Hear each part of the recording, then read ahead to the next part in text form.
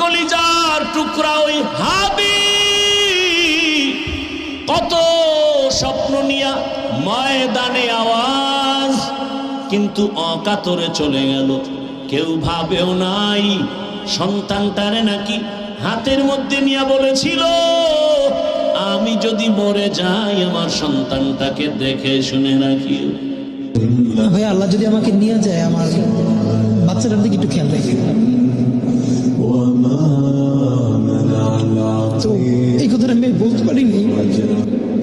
আজও কলিজা ভরে দোয়া করেছি, এমন একটা মোনাজাত নাই যেখানে আমি যুবকের জন্য কলিজা ভরে দোয়া করি না।